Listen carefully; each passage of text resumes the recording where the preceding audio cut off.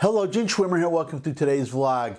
Before we get into today's subject, I just have to make a small correction regarding a vlog I did yesterday and then right into today's subject. The small correction is simply the name of a town. I did a story yesterday about a mayoral election in a town in Texas. The story was that the town is 85% Hispanic, but the Republican candidate won. Not only won, but won really big, just trounced the Democratic candidate. But I identified the town as, I think, McClellan, Texas. It's McLaren, Texas. So that was a mistake I made. I got the name of the town wrong. It's not McClellan, Texas. It's McLaren, Texas. So I just wanted to make that correction. Whenever I make a mistake, you can always put it in the comments if I miss it, but I try to correct them if I can. So now we go to today's subject. Today is one of those instances where I'm going to reply to a commenter. As I've said in the past, I have a policy about responding to comments, which is I try not to. I very rarely do it for the simple reason that I have this vlog to speak about whatever I want for as long as I want. So I try to leave the comments section open so that other people can argue among, well, debate's a better word, though that you do sometimes argue, but where you can all talk and give your opinion, so I try to stay out. But once in a while, a commenter will say something that will either be so false, just as I corrected myself a moment ago, I'll correct a commenter if I think it's something that bears being corrected. But sometimes there is a situation where the commenter will be talking about something, focusing on a narrow issue, but it actually is a much larger issue and I want to get to that larger issue, or it gives me a thought that I hadn't had and I want to acknowledge the thought and either agree with it or dispute it. Now the particular vlog, it was one I did a while ago. It was called Woke TV Preaching LGBT, that would be lesbian, gay, bisexual, transsexual, and transgender, quote, pride, unquote, to preschoolers. So I don't remember exactly. I didn't go back and re-listen to the vlog, but I think my main objection was teaching something like this, a subject like this, to a preschooler. When you get older, that would be the better time, 8th, 9th, maybe even high school, to talk about various people thinking that there's some other sex than they are. I'm going to get into that in more detail, but preschoolers, they barely know that they are boys and girls, and they are boys and girls. I'm going to get into that too. But I also, probably knowing myself, said that it's not just wrong to teach preschoolers about this thing, but to try to form their opinions about it.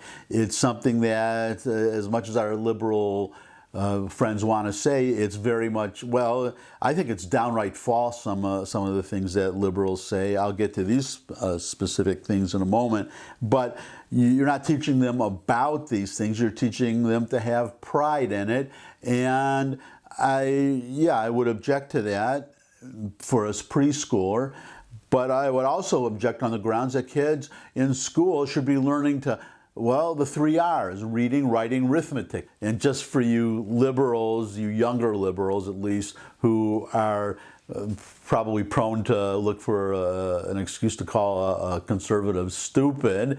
So I will just, and full disclosure, I am a conservative, so keep that in mind when you evaluate whatever I say, but I know it's arithmetic starting with an A, but when I was a youngster, there was this term, the 3 R's, and they would just transliterate that name, arithmetic, and just call it arithmetic, because that's how people would sometimes say it. So it would be the 3 R's, reading, writing, arithmetic. So that's what I meant. So don't put a, well, I mean, you can call me stupid if you want to. That's what the comment section is for. You can also call me smart, but you can't call me stupid, or you shouldn't for that particular reason. So the 3 R's, reading, writing, arithmetic. That's why we have, and this is going to be a future vlog, by the way, because I just read an article on this subject about employers, an employer at least, refusing to hire Ivy League graduates. You're going to this Ivy League school, you're going to Harvard, Yale, you're paying a whole bunch, or your parents are paying more likely a whole bunch of money, or you're taking a massive loan that you can't pay back. The idea is to get a high-paying job, but there are companies today, and I predict there will be a lot more of them going forward unless something changes at these Ivy League schools, who won't hire you. You're just not going to get a job if you go to Harvard or Yale because of the way you're being taught and what you're being taught. So we want to nip this in the bud and get rid of all this woke nonsense at an earlier stage, and for God's sakes, don't introduce some of these subjects to preschoolers. It's just nonsense. They should be learning, well, if they're preschoolers, if they were like me, well, I mean, they didn't have preschool when I was a kid. You stayed home with your parents till you got to kindergarten, when you're 5 years old, and you started in kindergarten. It wasn't needed. This whole idea of preschooling is to help kids learn better and not be as dumb as they're turning out. So dumb that they can go to an Ivy League school and somebody won't hire them. That wasn't necessary in those days. That's what preschool is supposed to compensate for, because in kindergarten, that was okay to start then, and you would turn out to be smart, like me. So I hope I can inspire some people. Don't send your kids to preschool. Even better yet, I would say homeschool your kids these days. But let me go right to the comment. I've dilly-dallied enough. It's from a woman, and I assume it's a woman, or it could be, given the nature of the comment and what's being commented on, could be a man who is pretending to be a woman. Okay, so it could be one or the other, but it's from Isabella Lepik, and her comment is, or his comment, could be one or the other, quote, "What's wrong with teaching people cishet people aren't the only ones on the planet," unquote. Again, what's wrong with teaching people cishet people aren't the only ones on the planet? So you may be wondering already, if you're not a woke far left liberal, what the heck is cishet? Well, the het part stands for heterosexual. The cis part means people who are born into the sex that that you're born man, born woman. What's wrong with teaching people other than that is, well, you can say, yeah, heterosexual people are not the only ones on the planet. That is true. You don't need school to teach them, because they'll find out when they get older, and until they experience homosexuals in just regular life, they don't need to be taught about it as preschoolers. Again, I stand by that. But as far as cis people aren't the only ones on the planet, the problem with that, what's wrong with teaching that, is that it's false. There are no people in the world, there have never been people in the world in the whole history of humanity who are not cisgender. That's a term they use, cisgender. You are, if you have 2 X chromosomes, you are a woman. You are born a woman, you are a woman your entire life until the day you die. If you have XY chromosomes, as I do, then like me, you are a man. And nobody has to pretend that you're not. I'm going to get to that in more detail in a moment, but that is my objection to that. But I also would add that homeschooling is legal in every state in the United States. So parents have a right to teach whatever they want to teach their kids. That also means that in a public school, they have a right to know what their kids are being taught and to say, I don't want my kids taught that if they don't want them to be taught something. So what's wrong with teaching people, cishet people aren't the only ones on the planet? Well, one reason would be that the parents don't want their kids taught that. And if you are a parent and you do want your kids taught that, you can teach them yourself. Homeschooling is legal. You have the ultimate right to take your kids out of school, teach them whatever you want, or you can just teach them, if this is the one thing you want to teach them, you can teach them that over the dinner table too. It doesn't take a lot of time, I don't think. You can do that too. But the public school, what our liberal friends don't understand, they are not indoctrination centers to teach them liberalism. You cannot take conservatives' kids and fill their heads with liberal nonsense if we think it is nonsense. You do not have the right to do that. And I covered this in an earlier vlog, and a liberal, of course, complained about parents even having the right to know what the teachers are teaching their kids. There are liberals who do not even want their parents to know what their kids are being taught. Why? Because obviously they would say, I don't want my kids being taught that. And you can go on YouTube or just watch your news shows, and you'll see soon enough that, because it's happening frequently, more and more, parents just gathering petitions against school boards that want to teach critical race theory. And I'll get to that in a moment. But I want to get to the well, you know what? Let's stay on this for a moment, and then I'll get to the bigger issue. Let's stay on some specifics here. So what's wrong with that? Okay, I showed this video the other day.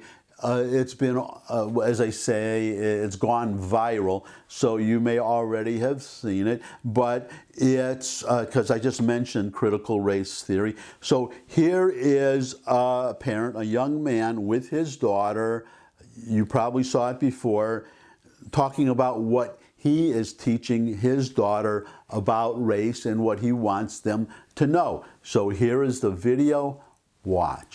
Daddy teaches you can be anything in this world that you want to be, right? Don't Daddy teach you that? Yeah, and it doesn't matter if you're black or white or any color. Doesn't matter if you're black, white, brown, yellow. Right? Black. And how we treat people is based on who they are and not what color they are. And if they're nice and smart. See, this is how children think right here. Critical race theory wants to end that. Not with my children. It's not gonna happen. My baby's gonna know that no matter what she wants to be in life, all she has to do is work hard, and she can become that. Work hard, even though you don't know anyone. You can make friends. Yeah, you can make friends, no matter what color they are. So we need to stop CRT. Period. Point blank. Children do not see skin color, man. They love everybody. If they're good people, they love them. We pray for people that are hurt. Welcome back, and here is my question for Isabella Lepik and our other liberal friends. What is wrong with teaching what that gentleman is teaching his daughter? What is wrong with teaching that in the schools? Do you have any objection? Do you have any objection to not teaching critical race theory? Because A, the parents don't want it. A lot of parents don't want it. And number two, because it's false. What this gentleman said, that is the truth. That is America. America is not systemically racist, to use a woke term. It's not racist at all. We are a colorblind society. I am sorry to, well, I'm not sorry. I'm sorry if you feel bad about it, but we are a colorblind society.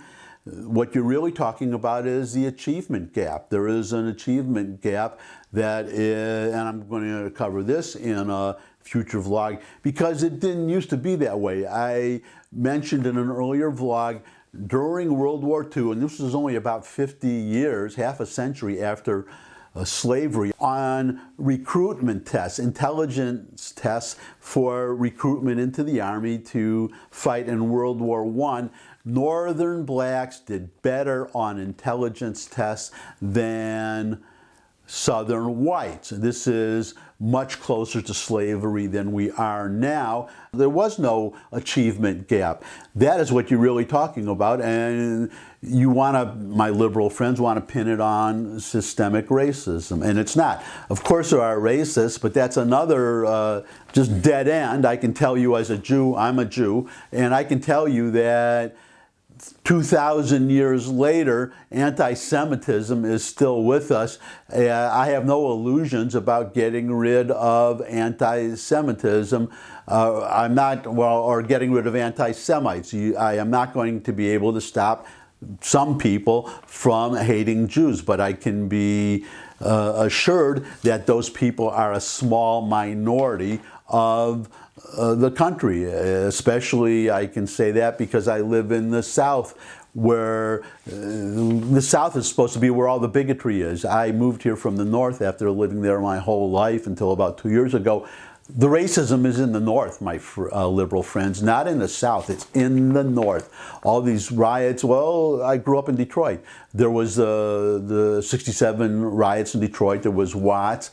There was, well, we had some in Los Angeles. That's the West. But the South today, I haven't seen any anti-Semitism. In fact, a gentleman walked into a Starbucks with a T-shirt, some slogan, I don't remember it, praising Israel.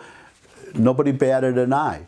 In New York recently, a bunch of Arabs jumped out of a car and beat a Jew on 47th Street, beaten in the middle of the street, broad daylight, a whole group, New York City, but nothing like that in the South. Haven't seen it. And the same thing for racism. I just am not seeing it.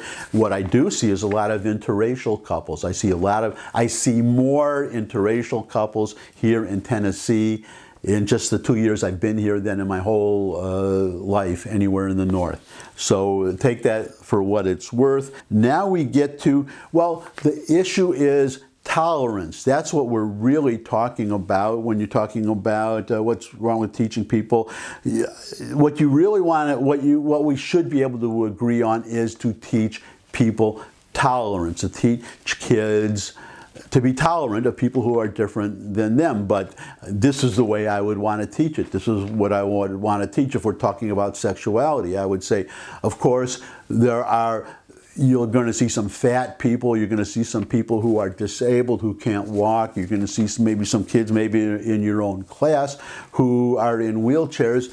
You have to be tolerant of them. You have to be respectful of them. You cannot make fun of them. That would be wrong. But kiddies, just as you can see there are these physical problems, there are also psychological. It's called psychological problems, kiddies, where, for instance, there's something called gender dysphoria.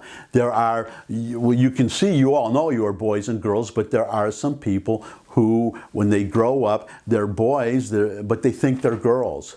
And there are girls who think there are boys, and they want to be there are boys who want to be girls so much that they dress up like girls. And there are girls who want to be boys so much that they will dress up like boys, and they will even say that they are boys and girls when they're not. You should be tolerant. And there are people who want to. Sometimes there are boys who like other boys, and there are girls who like other girls, and you should be tolerant of them too. But tolerance, of course, is a two-way street, because not everybody who is well, we call them children, we call them homosexuals. And there are some homosexuals who do not want to be homosexuals. And there are special people who will help boys who like boys, will help them to like girls. And girls who like girls will help them to like boys. And when that happens, tolerance is a two-way street. So if you are a boy who likes other boys, and maybe some of you kids are, maybe you're a boy and you like other boys, but if you know a boy who likes other boys who wants to learn to like girls, then you should be tolerant of that boy. You should not make fun of him. You should respect him that he likes boys, but he wants to like girls. You should, or he's a boy who identifies as a girl but wants to identify as a boy. In other words, that he has gender dysphoria. Some people are happy with gender dysphoria and we should respect them, but some people are not happy with gender dysphoria. They want help. We should respect them, and we should respect those people, those specialists, those experts who want to help them do what they want to do. It's called tolerance. Now we get to the main point. Oh, wait, I'm sorry. One more issue I got to get to. Let me put up this headline, because this is what I mean about tolerance working both ways. Judge knocks out suspension of Virginia teacher who spoke against forced use of woke pronouns. A Virginia state court judge on Tuesday directed Loudoun County school system officials to withdraw their suspension and other disciplinary measures against a teacher who declined to use students' preferred pronouns. Elementary school teacher Byron Tanner Cross was suspended May 27th after briefly speaking against a proposal to require teachers in the Northern Virginia public school system to address students by their preferred pronouns rather than only by those indicating male and female gender. So what does that mean? Again, tolerance working both ways. So kiddies, if you see a man in a dress, a grown-up man in a dress, you have to respect him. But we're talking about tolerance, and it works both ways. So if that man says, call me miss, call me madam or something, you don't have to do that. Tolerance works both ways. He can wear a dress, but you can call him Mr., you can call him Sir, and vice versa. If you see a woman who you are sure is a man, you can say ma'am, madam, miss, Mrs. You do not have to use what we grown-ups call a preferred pronoun. You don't have to do that. Tolerance works both ways. But again, that's something for parents to teach their kids. I'll get back to this point that teachers should teach kids what they taught me: how to write, how to spell. The time that they were learning about cisgenderism and all this nonsense, they should be learning how to write a sentence and then parse it out to noun, verb, participle, past. That's actually too much for a preschooler, but you get my idea, that they should be learning things that will help them to get a good job when they grow up, not nonsense that is wokism that is going to just make them unhireable when they grow up. Which now brings me to the main point, the larger point that is raised by this comment. The main reason why I'm doing this vlog today. So we're going now to an article by Andrew Sullivan. You may have heard of him. He's pretty well known. He's an excellent writer. I don't always agree with him, but he is always well worth reading. As I said yesterday, you should read people who don't agree with you to understand and to hear what they're saying. Andrew Sullivan, though it should also be known, keep this in mind as I read this article, he is a very liberal Democrat. He is liberal and he is gay. He is a homosexual, okay? So the article, I linked to the whole article. It's a long article, so you can read the whole article. I'm reading you an excerpt, which is actually pretty lengthy too, a little bit. But he's an excellent writer, but he is not a right-wing conservative. He is a left-wing liberal, and he is gay. The title of the article is Our Politics and the English Language. And the main theme of the article, it's, well, you could actually call it a rant by Andrew Sullivan about the politicization of language using, well, I'll go right into the article here. I just need to give you a little bit of background because he talks about George Orwell. I hope everybody has read 1984. He's talking about George Orwell, 1984, and Orwell, just speaking as a person outside the novel, gave some good advice, which I followed, by the way, about how to write. to write clearly. Don't use a big word where a small word would do, and so on and so forth. He summarizes it in the article, Sullivan does, another reason why you should read it. But let's get to his main point, which bears on what I've been talking about up to now. The most dedicated abusers of the English language, of course, are the alphabet people, like Isabella Lepic, which is why I was inspired to cover this article today. They have long since abandoned any pretense at speaking English and instead bombard us with new words. Cis-heteropatriarchy, homonormativity, phrase sexuality, new trois, I hope I got that right. These are so crazy. That's what he's talking about. Transmasculine, transmisogynor or transmisogynwa, that could be another pronunciation, and on and on. To give you a sense of the completely abstract bullshit involved here, and I try not to use the four-letter language, but I have to. Well, it's actually quoting Sullivan, but it's appropriate. There's no other word for what they're doing here. To give you a sense of the completely abstract bullshit involved here, take a style guide given out to journalists by trans activists, instructing them on how to cover transgender questions. And then he says in parentheses, that's why I had to mention George Orwell, I'm wondering how Orwell would respond if given such a sheet of words he can and cannot use. Let us just say, not like reporters for the Washington Post. And end the parentheses. Here's the guide's definition of, quote, gender nonconforming, unquote. Quote, it refers to gender presentations outside typical gendered expectations. Note that gender nonconforming is not a synonym for non-binary. While some non-binary people are gender nonconforming, many gender nonconforming people are also cisgender. There's that word again, and I will just throw in here, all people are cisgender, or to be more accurate, cis-sex. You're born into a sex, and that's your sex for life, okay? Well, not okay with some of our liberal friends, but yeah, it's what the facts are. Back to Sullivan. This is a kind of bewildering private language, but the whole point of the guide is to make it our public language. That's his main point, to make it our public language, to force other people to use these invented words to make the entire society learn and repeat the equivalent of their own postmodern Sanskrit. This is our contemporary version of what Orwell went on to describe as, quote, newspeak, unquote, in 1984, the book. A vocabulary designed to make certain ideas literally unthinkable because woke language has banished them from use. Repeat the words, quote, structural racism, unquote, and, quote, white supremacy, unquote, and, quote, cis-heteropatriarchy, unquote, often enough, and people come to believe these things exist unquestioningly.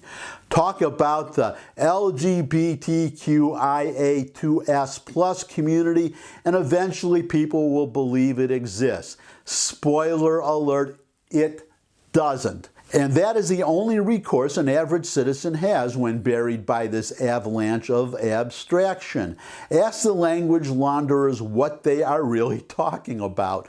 When some doofus apologizes for the, quote, terrible pain, unquote, they have caused to the whatever community, ask them to give a specific example of that, quote, unquote, pain. When someone says, quote, structural racism, unquote, ask, what actual, quote, structures, unquote, are you referring to? How do they actually work? Give concrete examples. When someone calls American society, quote, white supremacy, unquote, ask them how you could show that America is not a form of, quote, white supremacy, unquote. When someone uses the word, quote, Latinx, unquote, which, by the way, Latinos and Latinas find offensive, by the way, but what is that to a liberal? When someone uses the word, quote, Latinx, unquote, ask them which country does that refer to. When someone says something is, quote, problematic, unquote, ask them to whom. When you're told you're meeting with members of the BIPOC or AANHPI communities, ask them first to translate and then why this is anyway relevant and why every single member of those communities are expected to have the same opinion. And when you're told that today is IDAHOBIT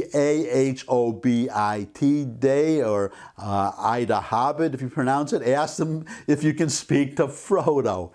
Yes, some humor is key to fighting back, but the core truth is we do not have to speak this debased and decadent language. It is designed to overwhelm and confuse and smother and subdue. And the more it is used by elites, the more normal Americans still living in the real world feel utterly alienated by their masters, and the deeper our divide goes. It's, well, now you understand the title of this vlog. How many sexes are there, Winston? That comes from 1984, where Winston Smith, the hero of the book, he is indoctrinated. He is having second thoughts about Big Brother, about their totalitarian society. He does not love Big Brother. He has to love Big Brother. He participates in what he thinks is a rebellion, but it turns out that it's all rigged by the powers that be to weed out these people who are rebelling, and then they imprison them and then they re-educate them. They brainwash them